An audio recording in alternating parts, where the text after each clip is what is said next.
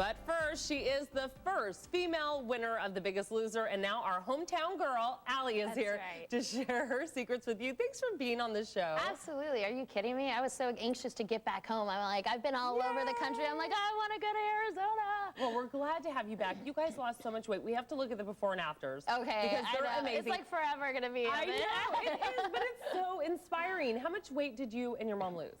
Actually, you know, I don't know how much.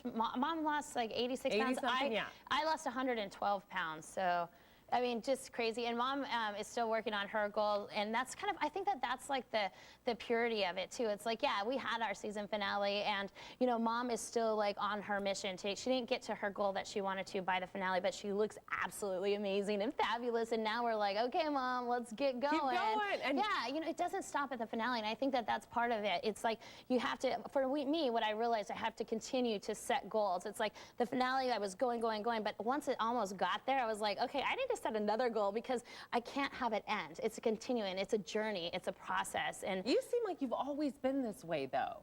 You know what? I went brain dead for about 10 years.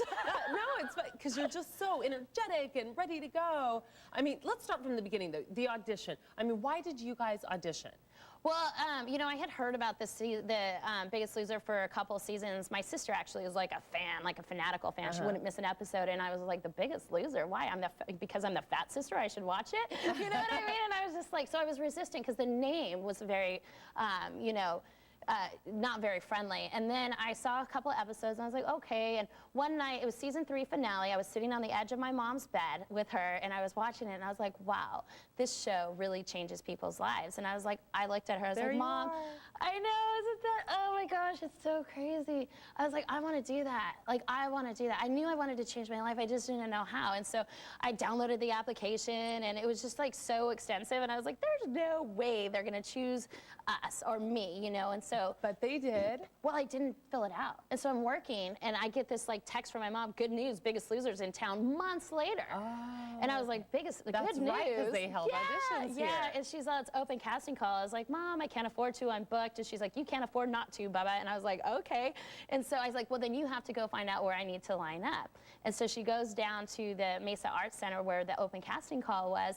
And the security guard goes, you know, they're looking for couples. And Mom was just, she said her heart just dropped because the gig was up. She knew she was going to have to join me. Well, that's great. And I know you guys did get picked and you started working out in the house. I mean, tell me really quick how much your workouts were and what you ate in the house, because that's what people want to know. I mean, and that's the truth. I think that like we were even surprised. We thought they were going to ease us into it, particularly Mom, but they don't. It's like you're training 6 to 8 hours a day. You're on a 1,200 calorie budget. Everybody thinks that people prepare the food for you. They don't. They give you this really great like choices. So we have all our kitchen is stocked, absolutely stocked. But I mean, think about it. If you haven't exercised in years, you just got done with like 8 hours, and you have to like now think about preparing food. You're just like, oh my gosh, Mom would just like crawl up to the bed, and I'd put us something together and take it up. We were like, you know, it was definitely challenging in the beginning, but every day was a win. Every day that we completed, and we're still there, it was like, yeah, we did it. And then we'd get up the next day. It was like, can I move? And you did. I mean, you had your bell, and you believed you were going to be the first. Everybody thought I was off my rocker at first. I know.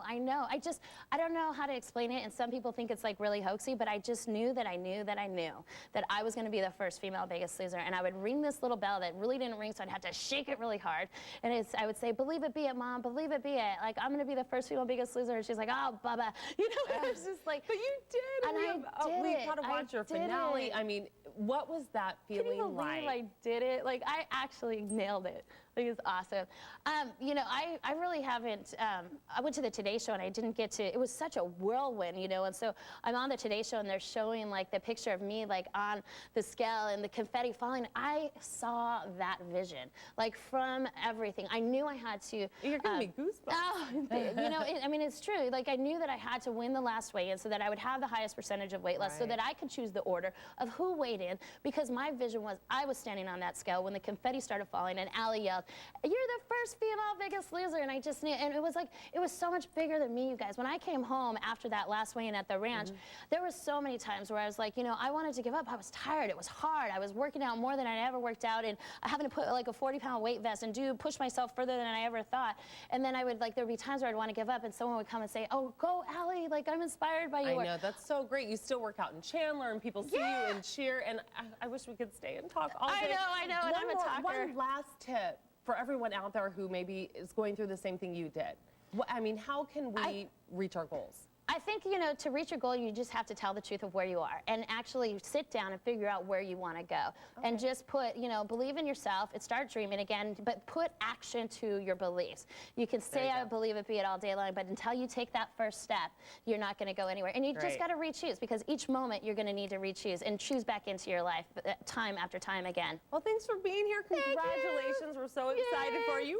And she loved meeting Ellen, by the way, too. Oh my gosh, Ellen's amazing. And to learn more about Allie and Betty Sue, you can go to their website, gopinkteam.com. By the way, The Biggest Loser Couples isn't over. Season 6 starts in October right here on Channel.